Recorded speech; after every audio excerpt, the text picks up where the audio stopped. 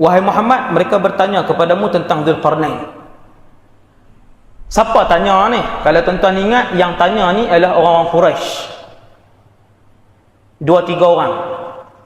Macam mana Quraisy ni tahu pasal cerita ni? Pasal mereka pergi Madinah, tanya dengan ulama Yahudi di Madinah, kami nak perkenal apa Muhammad ni? Soalan-soalan yang dia tak tahu.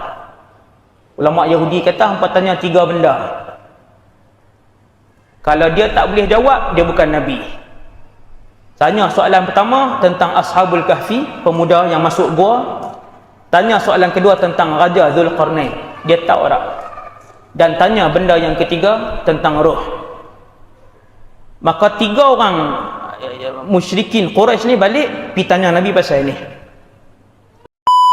83 surah Al-Kahfi, kisah yang kedua, Dzulqarnain.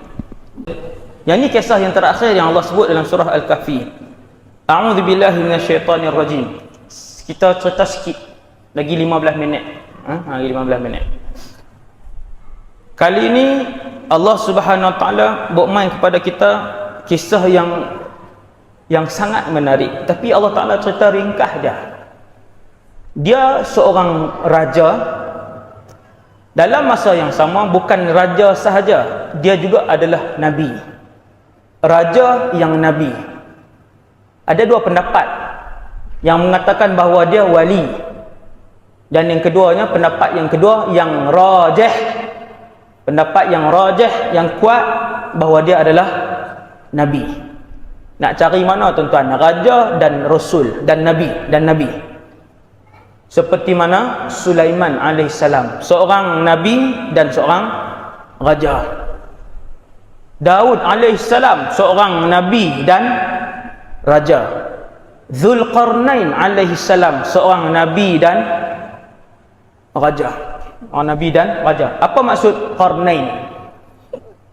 Qarnain bermaksud 2 kurun. Qarnain bermaksud 2 kurun, iaitu sama ada kurun itu yang dimaksudkan ialah pemerintahannya meliputi barat dan timur, dipanggil kurun juga tempat, ataupun pemerintahannya meliputi ratusan tahun. 2 pendapat tu. Nabi Dzulqarnain ini sama ada pemerintahan dia daripada barat ke timur, itu yang diceritakan dalam Quran, dan juga pemerintahan dia memakan masa ratusan tahun. Kalau tuan-tuan tengok tafsiran umat Nabi Muhammad yang paling pakar tentang Al-Quran, iaitulah Sayyidina Ibnu Abbas. Ibnu Abbas kata, Dzulqarnain ni seorang raja yang pemerintahannya merangkumi barat sampai ke timur. Maka kita raja hari ini, sultan hari ini, presiden hari ini, tak ada apa kan? Kita negeri ya, ataupun paling besar negara ya, paling besar negara ya. Di sana ada seorang raja sudahlah beriman Nabi.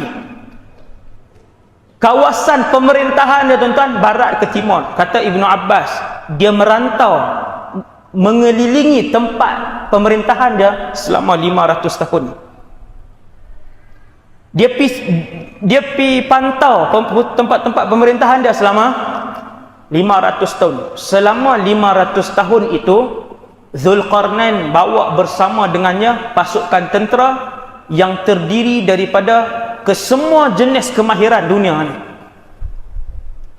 Ada tentera, hak ni bahagian keselamatan dan pertahanan, serangan, dan di kalangan tentera yang Dzulqarnain bawa itu juga adalah, di kalangan mereka adalah ribuan doktor sahaja, ribuan ulama pakar bahasa, ribuan jurutera, ribuan engineer, arkitek, engineer. Yang dia bawa ni penuh di belakang dia, berjalan mengelilingi ke seluruh tempat pemerintahan dia. Tak boleh, tiada tandingan tuan-tuan. Dia punya pemerintahan dia tiada tandingan. Hebatlah Dzulqarnain. Sebab tu ini salah satu daripada raja dunia di kalangan manusia yang seorang nabi yang Allah buah cerita dia dalam Quran. Cuba kalian perhati dan renung cerita dia. Tu kita nak tengok. Wa yas'alunaka 'an dzil qarnain. wahai Muhammad, mereka bertanya kepadamu tentang Zulkarnain. Siapa tanya ni? Kalau tuan-tuan ingat, yang tanya ni adalah orang-orang Quraisy. 2-3 orang. Macam mana Quraisy ni tahu pasal cerita ni? Pasal mereka pergi Madinah, tanya dengan ulama Yahudi di Madinah, kami nak perkenal apa Muhammad ni? Soalan-soalan yang dia tak tahu. Ulama Yahudi kata, hampa tanya 3 benda. Kalau dia tak boleh jawab, dia bukan Nabi. Tanya soalan pertama tentang Ashabul Kahfi, pemuda yang masuk gua. Tanya soalan kedua tentang Raja Zulkarnain, dia tahu tak? Dan tanya benda yang ketiga tentang roh. Maka 3 orang musyrikin Quraisy ni balik pergi tanya Nabi pasal ni. Allah pun turunkan jawapan, cerita tentang Zulkarnain. Maksudnya cerita tentang Zulkarnain ini juga disebut dalam kitab-kitab yang terdahulu disebutkan. Kemudian tonton tengok ayat 84. Inna makkanna lahu fil ardi wa atainahu min kulli syai'in sababa. Sesungguhnya Allah telah memberikan kekuasaan kepadanya di muka bumi, dan kami telah memberikan kepadanya jalan untuk mencapai segala sesuatu. Zulkarnain ini satu, kerajaan dia besar, dan yang kedua, apa saja yang dia nak buat semua akan dimudahkan oleh Allah. Benda apa pun ni dalam ayat ni, ulama tafsir hurai ayat ni. Ulama tafsir kata Zulkarnain ni apa saja dia nak buat dia boleh buat. Kalau tentera dia sampai di satu tempat sungai yang luas, mereka nak lintas, maka mereka akan buat jambatan. Buat jambatan, selesai, semua lintas pergi. Kalau mereka sampai di satu tempat, manusia di situ hidup, bukan hidup dalam gua, hidup di tanah lapang, kemah apa pun tak buat, maka Zulkarnain pergi ke situ. Dia bawa dia punya jurutera apa semua ni, pergi ajak mereka ni buat bangunan apa semua, macam mana bina dia, buat batas segadanya, pakat buat rumah, kemudian jadi kampung, jadi bandar di situ. Zulkarnain panggil pula para petani yang mahir yang dia bawa ni, ajak mereka bercucuk tanam, ajar mereka buat saliran air. Ini kerja Zulkarnain, seorang raja yang juga seorang nabi satu ketika dulu. Yang kerja dia tuan-tuan mengelilingi pusat tempat-tempat pemerintahan dia di seluruh alam ni, menyelesaikan masalah daripada barat ke timur, masalah yang dihadapi oleh rakyat-rakyat dia, dan mengajak mereka kepada Allah. Yang tu yang paling penting lah. Yang tu misi nombor 1, mengajak mereka kembali kepada Allah. Bukan sahaja bagi rumah, bukan sahaja bagi baja kat tempat yang dia pergi tengok tu, bukan saja bagi bantuan. Yang paling penting sekali, Zulkarnain mengajak mereka untuk beriman kepada Allah. Yang ni tugas pertama sesebuah kerajaan. Tugas pertama mana-mana kerajaan yang dipimpin oleh orang Islam adalah untuk mengajak rakyat yang berada di bawah pemerintahannya kembali kepada Allah, beriman kepada Allah. Tuan-tuan nampak hebat lah. Ini yang Zulkarnain ajak kepada pemerintah-pemerintah hari ini. Kemudian fa'atba'a sababa, Zulkarnain pun lalu di sebuah jalan hatta hingga idza balagha maghrib asy-syamsi wajadaha taghrubu fi 'ainin hami'atin wa wajada 'indaha qauma. Ayat 86. Qulna ya dzal qarnaini imma an tu'adziba wa imma an tattakhidha fihim husna. Tuan-tuan, dia berjalan, Allah Ta'ala cerita satu kisah. Dia sampai satu tempat, mereka ni punya berjalan tuan-tuan, sampai di satu tempat. Zulkarnain sampai di satu tempat ada laut, matahari duduk tenggelam. Mereka pun berhenti tengok matahari tenggelam kan cepat. Tuan-tuan kalau pernah duduk kan di laut, tuan-tuan tengok matahari tenggelam, dalam masa 15 minit tuan-tuan kan tengok dia masuk, hilang, tenggelam. Kata Allah, Zulkarnain melihat peristiwa tu. Maka Zulkarnain kata matahari ni seolah-olahnya terbenam masuk dalam laut. Kan bila dia tenggelam dia hilang, macam dia kita tengok laut yang luas membentang, hujung ufuk sana tu bila matahari tenggelam seolah-olah dia masuk dalam laut. Lukman pun tengok, dia kata seolah-olah matahari ni masuk ke laut situ. Itu antara perbualan yang Allah rakam yang keluar daripada mulut dia. Kemudian di situ ada satu kaum lain pula. Hak cerita Zulkarnain jumpa Ya'juj Ma'juj tuan-tuan, itu cerita yang keberapa noh?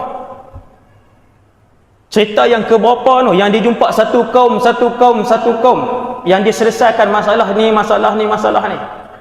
Kaum yang pertama dia jumpa ni adalah satu kaum dekat dengan laut. Depa ni tuan-tuan dulu banyak menzalimi di antara satu sama lain. Keluarga ni serang keluarga nu, rampas harta keluarga nu, ambil tanah dan sebagainya. Keluarga C pernah bunuh ahli keluarga D. Keluarga F pernah curi barang-barang keluarga G. Keluarga kawasan tu tuan-tuan dulu penuh dengan kezaliman. Bila Zulkarnain sampai ke situ, Allah Ta'ala beritahu kepada Nabi ni, wahai Zulkarnain, tempat ni adalah tempat yang dahulunya mereka banyak melakukan kesalahan dan kezaliman. Kamu diberikan pilihan sama ada untuk mengazab mereka, balas balik semua kesalahan yang mereka buat, ataupun untuk memaafkan mereka. Maka ayat 87 dan 88 menceritakan Zulkarnain berkata, ayat 86. Ayat 86 bahagian yang kedua. Allah memberikan pilihan kepada Zulkarnain, Nabi Zulkarnain ni, untuk dia azab ataupun untuk dia memaafkan mereka. Kemudian ayat 87 sebut, qala amma man zalama fasawfa nu'adzibuhu thumma yuraddu ila rabbih fayu'adzibuhu 'adzaban nukra. 87. Zulkarnain berkata, adapun orang yang aniaya, maka kami kelak akan menghukumnya.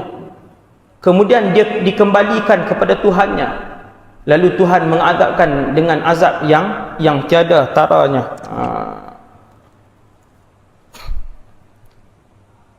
Siapa yang pernah buat kesalahan, kejahatan dan kezaliman sesama mereka, kata Zulkarnain, kami akan jatuhkan hukuman. Dia jatuhkan hukuman, tuan-tuan. Saya silap.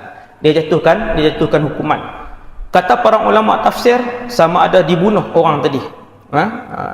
Hukuman yang dilakukan pada zaman tu dibunuh, atau dipanaskan tembaga kemudian dilontarkan orang dalam tembaga, dan di dalam kepanasan tembaga tu terus mati. Dipanaskan tembaga, lontak pergi ke situ. Hukuman ni kepada siapa? Kepada satu daerah yang Zulkarnain sampai. Daerah tu dulu setiap orang buat zalim pada orang lain. Dia ni bunuh kawan ni, dia ni curi barang kawan ni, dia ni rampas kawan ni, dia ni bakar rumah kawan ni, macam tu.